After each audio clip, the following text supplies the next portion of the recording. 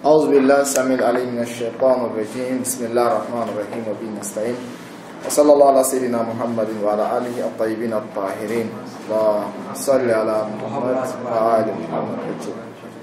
Alors nous remercions Allah subhanahu wa ta'ala de nous avoir permis ce matin d'être ensemble pour pouvoir poursuivre, n'est-ce pas, notre série de cours de Al-Aqaïd, n'est-ce pas, les croyances. Alors, un tout petit résumé concernant notre premier cours, qui était en fait la nécessité de la religion.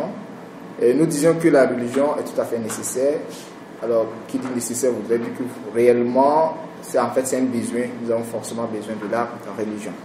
Alors, les détracteurs de la religion nous disent que la religion est faite pour endormir les gens, la religion est faite pour, n'est-ce pas, endoctriner les gens, est fait pour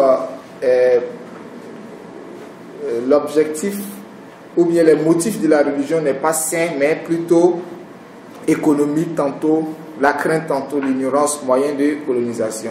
Nous disons que lorsque nous revenons dans la définition de la religion, d'abord les religions célestes, nous allons voir que elle vient pour organiser, elle vient pour conscientiser, elle vient pour, n'est-ce pas, unifier les gens, elle vient pour combattre, n'est-ce pas, l'injustice. Alors, quand nous regardons ces points, cela voudrait dire que ce qui les gens prétendent, ou les détracteurs de la religion prétendent, n'est pas fondé. Auguste Comte nous dit non que lorsque nous essayons de diviser ou bien partager le mode de vie de l'être humain ou le système évolutif, n'est-ce pas, de la vie de l'être humain, nous avons trouvé qu'à un certain moment, on parlait du divin, on parlait de Dieu. Pourquoi? Parce qu'on ne connaissait pas les causes des phénomènes. Arrivé à un certain moment, on a commencé à comprendre qu'il y a la phase philosophique. On a commencé à comprendre, n'est-ce pas, les causes de quelques éléments. Et dans la science, la phase scientifique, on a commencé maintenant à détecter les réalités. Donc, vu cela, c'est comme si on évoluait du théisme à la philosophie, à la science. Par contre, nous disons que cela n'est pas vrai parce qu'on ne peut pas dire réellement est-ce que le mode de vie de l'être humain évolue de la sorte. Parce que ces trois éléments pourront être associés à une seule personne. On peut avoir une personne qui est en même temps théiste, philosophique et en même temps scientifique. Et nous disons que la réelle motivation ou les causes qui amènent, n'est-ce pas, les gens à la religion, c'est deux choses: la nécessité de prévenir un éventuel mal, et personne n'a eu à citer ici, donc tenez un peu compte de ça. Premièrement, nous disons ce qu'ils disent comme les causes qui amènent l'être humain à aller vers la religion, et ces quatre éléments, nous disons c'est pas vrai. Alors si c'est pas vrai, quels sont ces éléments? Nous disons d'abord la nécessité de prévenir un éventuel mal, comme nous avons cité, ce qui amène l'être humain à aller chercher la religion. Et aussi il y a le fait d'être reconnaissant face, n'est-ce pas, à un bienfaiteur, parce que c'est Dieu qui nous a créés, n'est-ce pas? Donc nous on veut l'être reconnaissant, on veut quand même le remercier. Alors quand on veut le remercier, il faut le connaître pour pouvoir le remercier. Donc cela va nous amener à la religion. Donc l'objectif ou les choses qui amènent l'être humain à la religion, c'est en fait de pouvoir remercier, n'est-ce pas, celui-là même qui nous a créés. Donc je crois que c'est noble, vous voyez. Donc pour dire que ce qui les personnes ont donné comme motif n'est pas vrai, mais voilà en fait ce qui pourrait être des motifs. Alors ici au tableau, quand vous constatez, nous avons des éléments que nous avons cités. Je vais vous résumer et après nous allons voir qu'est-ce que le livre dit. Nous avons d'abord la religion que nous avons en fait citée, n'est-ce pas? La religion est subdivisée en deux grandes parties, qui est les branches de la religion qu'on appelle Furu-Din. Et aussi il y a les fondements ou les principes fondamentaux d'une religion qu'on appelle Usul-Din. Donc nous avons Furu-Din et nous avons Usul-Din. Usul-Din, Furu-Din. Usul, ça veut dire quoi? Les fondements, les bases, asas, les piliers, les socles, tous ces mots sont appropriés. Donc les branches, donc quand on regarde même là, nous allons voir qu'il a les fondements, a des piliers et aussi a des branches, n'est-ce pas? Pour que la religion puisse être stable, nous avons forcément besoin des fondements. Alors, les fondements de la religion devraient être acquis par quoi? Par la raison. C'est-à-dire, le suivisme n'est pas permis dans les fondements. Parce qu'actuellement, c'est comme si moi, je n'ai pas une croyance. Je ne crois ni au christianisme, ni à l'islam, ni à une religion, n'est-ce pas? Donc, j'ai envie d'aller vers. Alors, quand tu veux aller vers une religion, c'est à travers quoi? À travers d'abord la raison. C'est comme si moi, je ne suis ni musulman, ni chrétien, je ne suis même pas croyant. Et je vais être croyant. Alors, qu'est-ce qu'il faut faire? C'est d'utiliser la raison pour comprendre. Il ne faudra pas que je dise que je suis musulman. Pourquoi? Parce que l'islam me dit d'être musulman. Non. Et même quand Allah subhanahu wa ta'ala vient, il dit aussi au prophète de venir enseigner les gens la bonne moralité, de parler de la religion. Et maintenant, c'est à travers la raison, ce n'est pas le civisme. À travers la raison que ceux-ci vont, n'est-ce pas, accepter. Maintenant, à travers la raison, les gens sont de deux niveaux. Il y a des personnes intellectuellement, elles sont prêtes à accepter les preuves. Alors, tu leur donneras, n'est-ce pas, les preuves. Un scientifique, tu lui diras de regarder, n'est-ce pas, le cosmos, de regarder, n'est-ce pas, sa nature. Est-ce que cela pourrait être créé ou bien comment pourrait venir dans le hasard? Le scientifique dira non, parce que toute chose a une cause.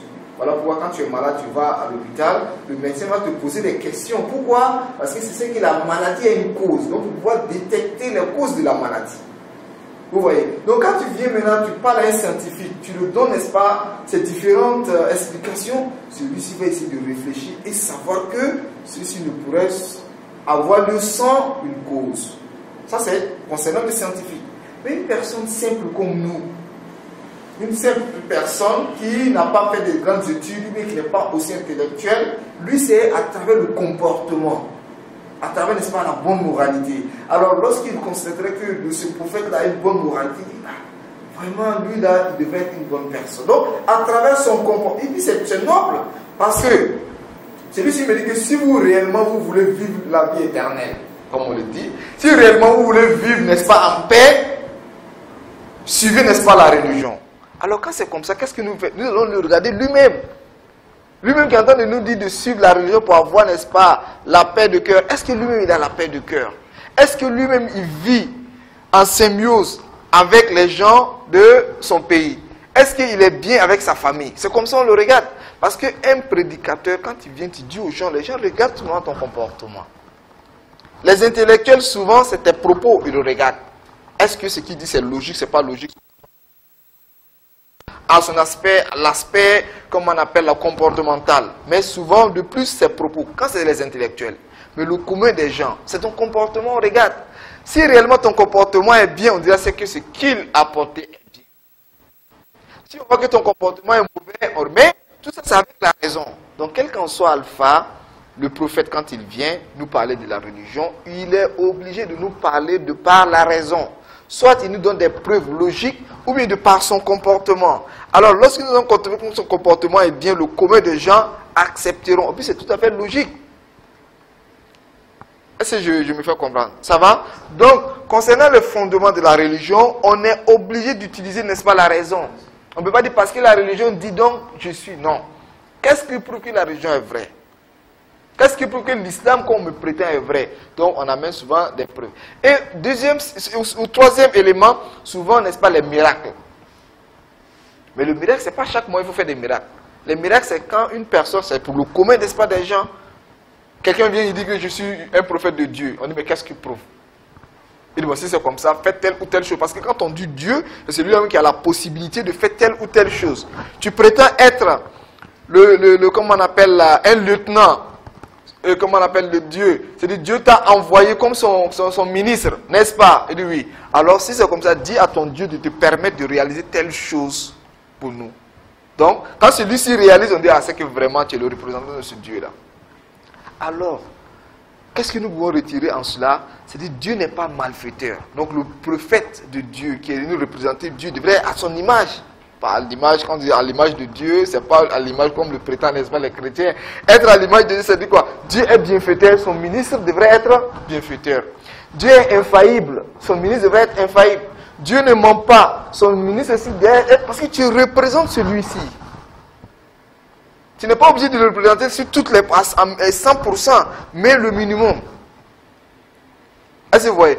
Dieu est miséricordieux. Son représentant également devrait être miséricordieux. Parce que tu es à l'image de Dieu. Je ne sais pas si on se fait comprendre. Ça va? Donc, le musulman ou l'être humain, bien même quand il est soit religieux, quand tu veux être religieux, d'abord il se base sur les fondements. Les fondements, on acquiert ça par la raison.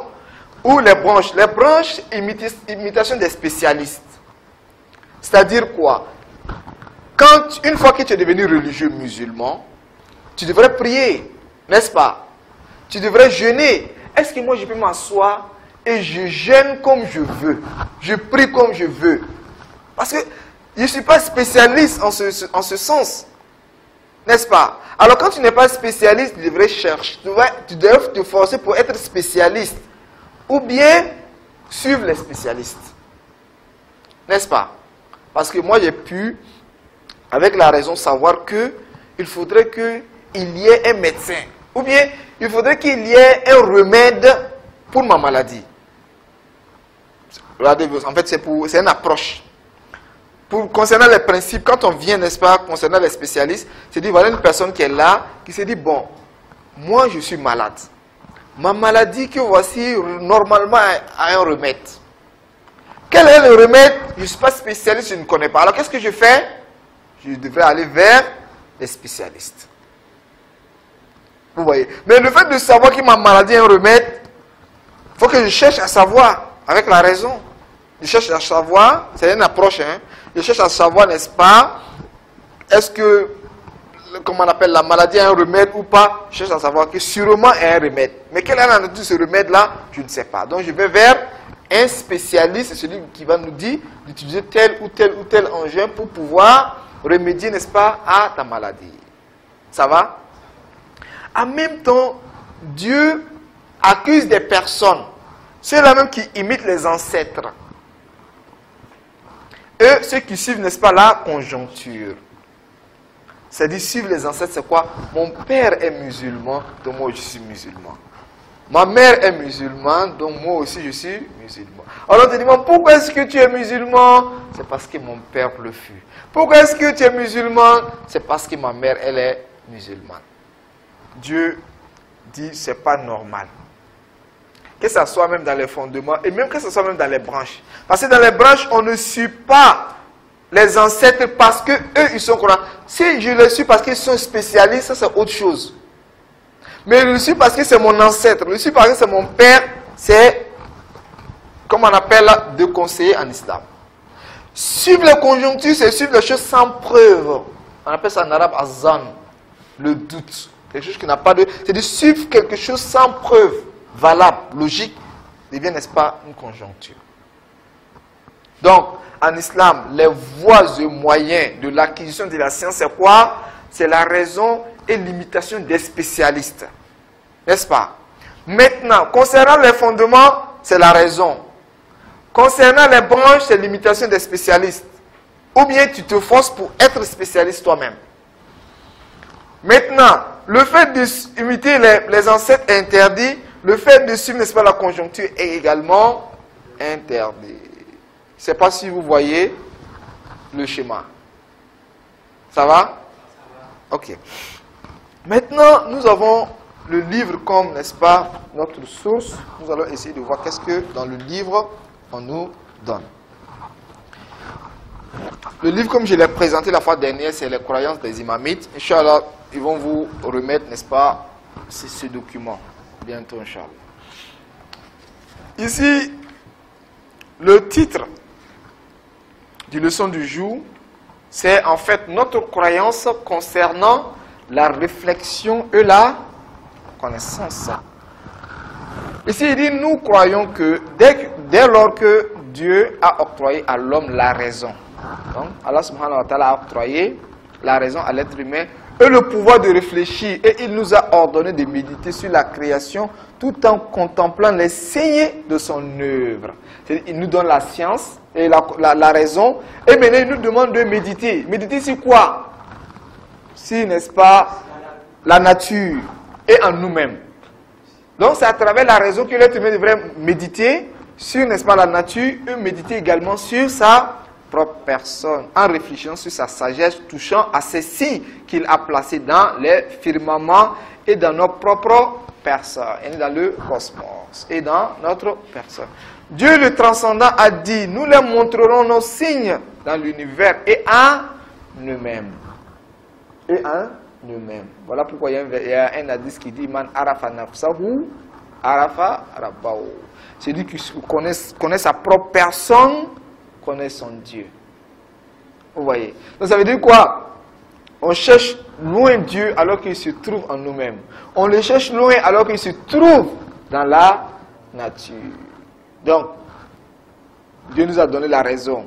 À travers la raison, on devait réfléchir sur quoi? Sur notre propre personne et sur la nature.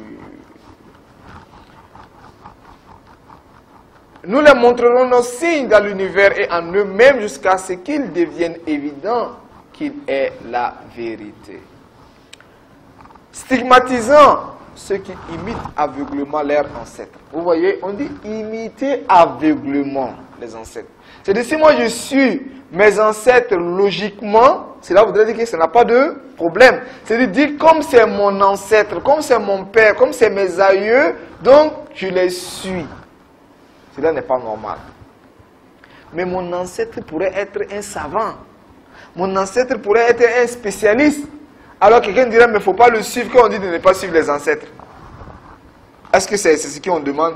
On demande, parce que si c'est mon ancêtre et puis il est savant, qu'est-ce que je fais? Je le suis. Parce que je ne le suis pas parce que c'est mon ancêtre, mais je le suis parce qu'il est savant. Donc c'est deux éléments essentiels qu'il faut, n'est-ce pas, tenir compte. Suivre son ancêtre parce que c'est mon ancêtre est déconseillé. Mais suivre mon ancêtre, comme on appelle la savant spécialiste, cela, il n'y a pas de problème.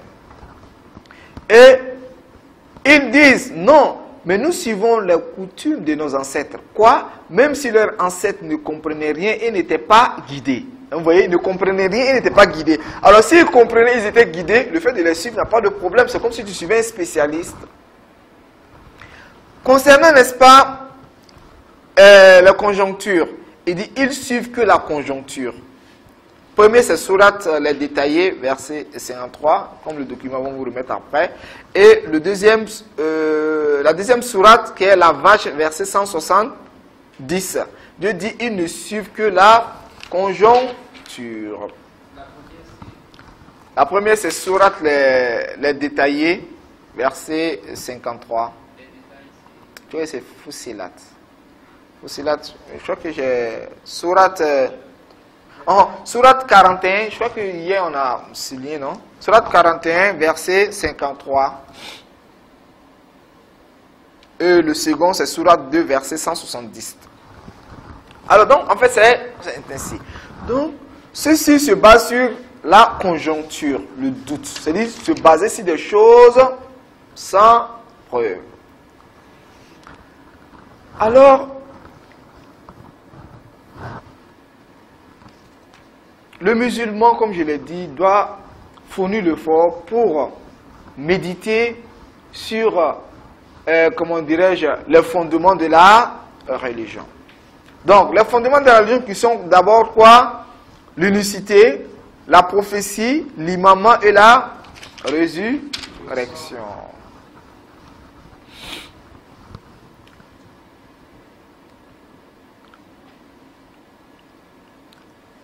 En vérité, notre croyance n'est que le résultat de ce qui nous a dicté notre raison, les croyances, qui nous a conduit à réfléchir sur la création de l'univers et à connaître par conséquent le Créateur. De même, notre raison nous a poussé à soumettre à l'examen la revendication de la prophétie faite par quiconque et à prendre en considération ces miracles. Donc, vous voyez, la raison va te permettre de comprendre Dieu. N'est-ce pas? Comprendre l'existence de Dieu. Et te permet également de ne pas accepter la revendication de prophétie par tout le monde. C'est-à-dire, toute personne qui vient qui je suis prophète, il dit oui, il n'y a pas de problème, je t'accepte. Parce que si on ne met pas la raison en premier lieu, cela voudrait dire quoi? Toute personne qui vient te dire qu'il est prophète, tu devrais accepter. Ou bien, Alors il y a combien de personnes qui sont venues dire non, je suis prophète, je suis prophète. Actuellement là, il y a beaucoup, surtout même dans le christianisme. Dans le christianisme, il y a beaucoup de prophètes, le prophète tant, le prophète si. Donc, si d'abord, si on ne devrait pas se baser sur la raison, on devrait accepter tout le monde. C'est-à-dire, si on disait, il faut croire d'abord avant de penser, c'est là vous direz, quand une personne me vient aujourd'hui pour dire je suis prophète, nous devrons accepter. Alors qu'en islam, ça ne colle pas. Il n'est pas correct d'imiter en ceci une autre personne lors même qu'elle occuperait une position noble et élevée. En réalité, le Saint-Coran nous incite à chercher le savoir et à atteindre à la perfection. Tout comme nous incite notre propre raison innée. Donc, l'islam vient éveiller la conscience, comme je l'ai dit dans notre premier cours. C'est-à-dire, il y a quelque chose qui est en nous. Maintenant, les religions viennent pour éveiller cette conscience-là en nous. Voilà pourquoi le Coran dit que je suis un rappel. À chaque moment, il dit un rappel. Donc, il est venu vous rappeler. Et en islam également, on dit quoi? De rappeler les gens. On dit de rappeler, Rappeler, ça veut dire quoi? C'est comme si on a cette prédisposition. Ou bien c'est comme si on avait quelque chose qu'on a oublié. Donc, on vient, n'est-ce pas, nous rappeler. Donc, ce que le Coran stipule ici est la confirmation de la tendance naturelle de la libre pensée de tous les hommes sensés. Le Coran ne fait qu'attirer notre attention sur notre tendance naturelle, c'est-à-dire la tendance naturelle, la prédisposition naturelle que l'être humain a au savoir et à la réflexion.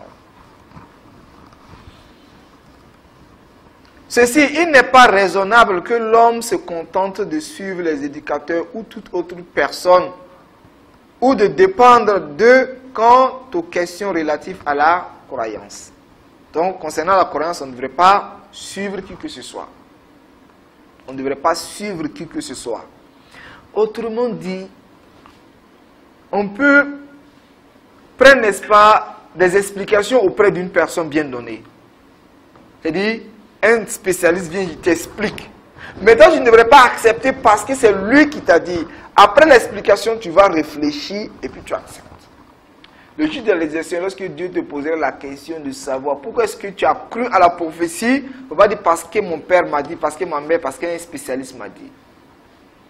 Tu dis à Dieu à travers cette prédisposition, cette nature que tu m'as donnée, que j'ai su que je saurais être créé sans un créateur, donc j'ai cru.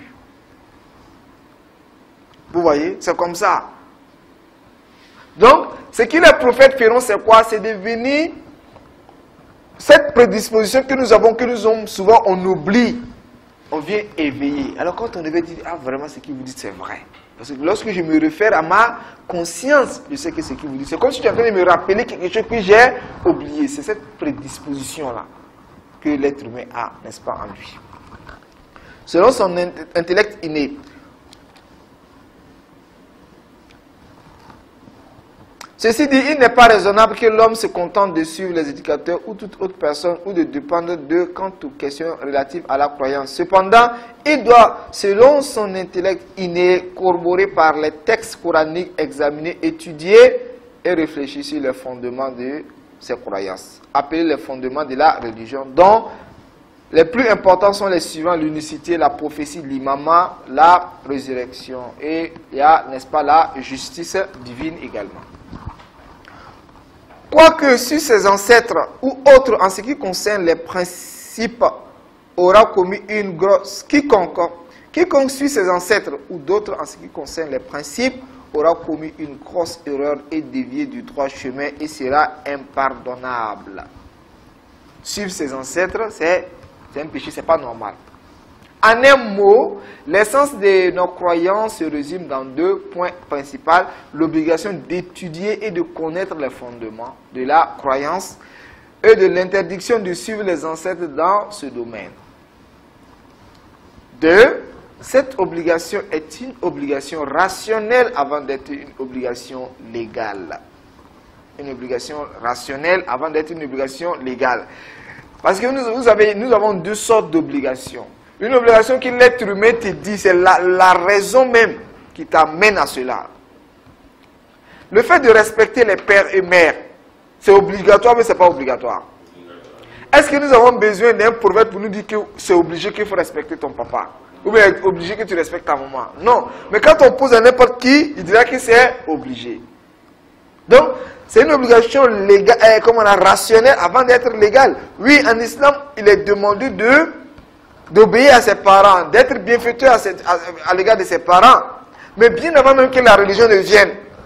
Avec la raison, on peut. Pourquoi? Parce que nous constatons des personnes qui, quand bien même qu'elles ne sont pas religieuses, elles savent que respecter les parents est obligatoire. Alors la religion, qu'est-ce qu'elle fait? La religion vient nous donner, vient encore, comment on appelle, nous donner un plus, vient nous encourager de plus, et vient nous donner plus d'importance à l'acte raisonnable. C'est un acte que c'est la raison perçoit. Mais lorsque la religion vient, c'est venir encore donner plus d'importance à la chose et aussi nous donner dans quel, comment on appelle, le comment et la manière. Voilà pourquoi il a été dit de suivre, de respecter ses parents, d'obéir à ses parents, sauf si ceux-ci nous demandent de désobéir à Allah subhanahu wa ta'ala. Donc il vient donner aussi des conditions. Vous voyez? Et même il nous dit le fait de respecter quand tu respectes tes parents, et que le paradis se trouve, n'est-ce pas, en dessous des pieds, n'est-ce pas, des parents. Ça veut dire quoi? Quand tu veux le paradis, quand bien même qu'il a raison, tu dis de les respecter, mais en plus de cela, tu auras, n'est-ce pas, le paradis en les respectant. Vous voyez? Donc, cette obligation est une obligation rationnelle avant d'être une obligation légale. Ce qui veut dire que notre compréhension de ces fondements ne doit pas découler des textes religieux, mais de notre bon sens commun, bien qu'on puisse s'appuyer sur les textes religieux après avoir établi la preuve rationnelle.